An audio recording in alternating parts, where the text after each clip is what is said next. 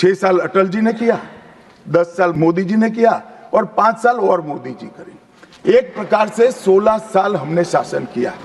16 साल में हमने 22 बार संविधान बदला, संविधान के अंदर परिवर्तन की। और कांग्रेस ने 55 साल करा और 55 साल में 77 परिवर्तन कांग्रेस ने भी किए, कांग्रेस के शासन में भी हुए। अब भारतीय जनता पार्टी और कांग्रेस दोनों ने परिवर्तन किए। ये परिवर्तन का टेस्ट कैसा था, किस प्रकार से किए गए? संवैधानिक प्रक्रिया से भी परिवर्तन होते हैं और संविधान को तोड़ मरोड़ कर फॉर्मेलिटी कर कर भी परिवर्तन कर सकते हैं। परिवर्तन करने का उद्देश्य क्या था, क्या हासिल करना था? क्या हमारे लोकतंत्र को मजबूत करने के लिए परिवर्तन किए गए? क्या हमारे जिनको अधिकार नहीं है ऐसे लोगों को समकक्ष अधिकार लेने के लिए परिवर्तन किए गए, या अपनी राज्य सत्ता को टिकाने के लिए परिवर्तन? इस पर से ही पार्टी का कैरेक्टर, पार्टी के चलने की पद्धति और पार्टी का संविधान में विश्वास ये सबको मालूम पड़ता है। मैं ज्यादा संविधान के संशोधन में नहीं जाऊंगा मान्यवर। दोनों प्रमुख दलों के 4 संविधान संशोधन को मैं लेना चाहूंगा। पहला संशोधन हुआ 18 जून 1951 में। संविधान सभा ने ही ये संशोधन करना पड़ा, क्योंकि संविधान बनाने के बाद, संविधान स्वीकारने के बाद आम चुनाव में जाने तक का भी धैर्य कांग्रेस पार्टी में नहीं था।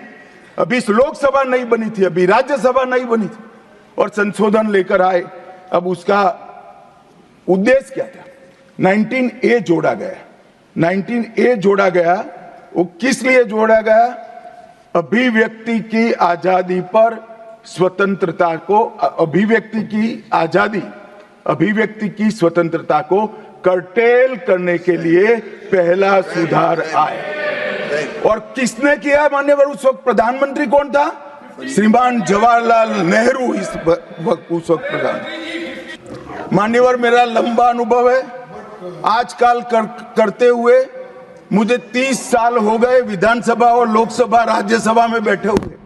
संसद में भाषण करने का मेरा अनुभव है मान्यवर। वो विरोध तभी कर सकते हैं जब मेरी बात सच न हो।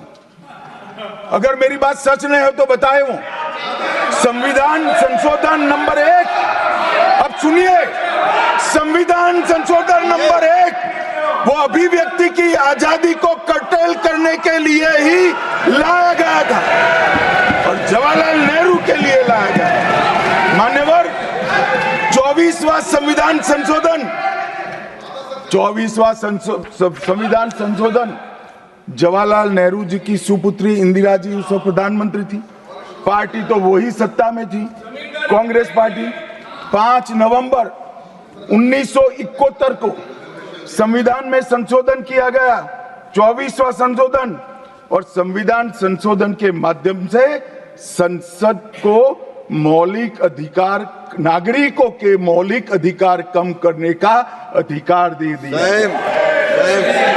तो एक प्रधानमंत्री कांग्रेस पार्टी के अभिव्यक्ति की स्वतंत्रता कर्टेल करते हैं, दूसरे प्रधानमंत्री उसी परिवार से आते हैं, वो नागरिकों के मौलिक अधिकार को कर्टेल करने का अधिकार लेते हैं। और 39वां संविधान संशोधन अब तो इंतहाई कर दी मान्यवर, सब सीमाओं को पार कर दिया। मान्यवर, आप तो अधिवक्ता रहे हैं।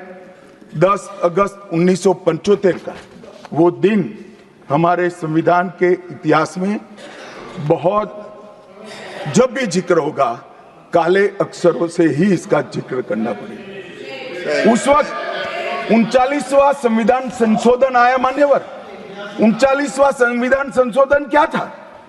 इंदिरा गांधी जी के चुनाव को इलाहाबाद हाईकोर्ट ने अमान्य घोषित कर दिया। अब ये अभी कुछ नहीं है, ईवीएम ले लेकर घूमते हैं, हारते हैं और ईवीएम ले लेकर, ईवीएम ने हरा दिया, ईवीएम ने हरा दिया, ईवीएम ने हरा दिया। सुप्रीम कोर्ट ने 24 बार ईवीएम की अर्जी नकार दी। चुनाव आयोग ने 3 दिन ईवीएम 10 से 5 बजे तक रखा कि भाई कोई हैक कर बताए। कोई नहीं गया।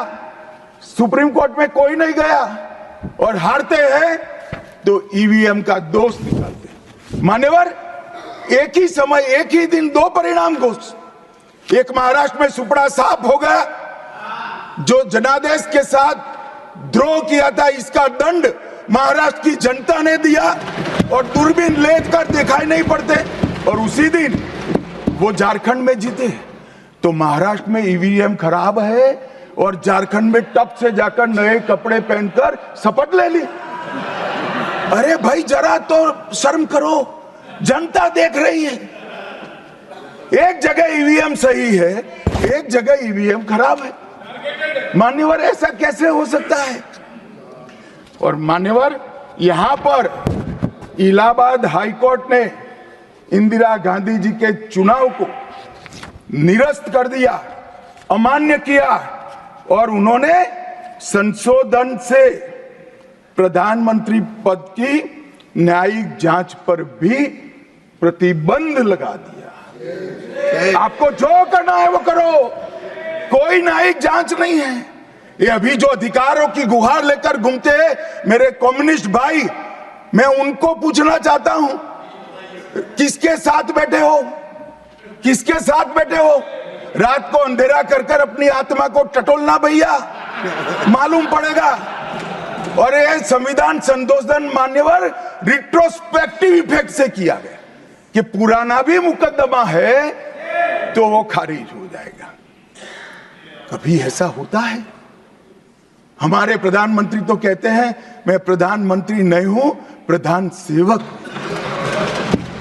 और कोई कहता है कि मुझ पर मुकदमा नहीं हो सकता, मैं शासक हूं, शासक के खिलाफ उंगली नहीं उठाई जाती। भले संविधान ने अधिकार दिया, वो अधिकार हम समाप्त कर देते हैं। और मान्यवर, ऐसे ऐसे सुधार किए।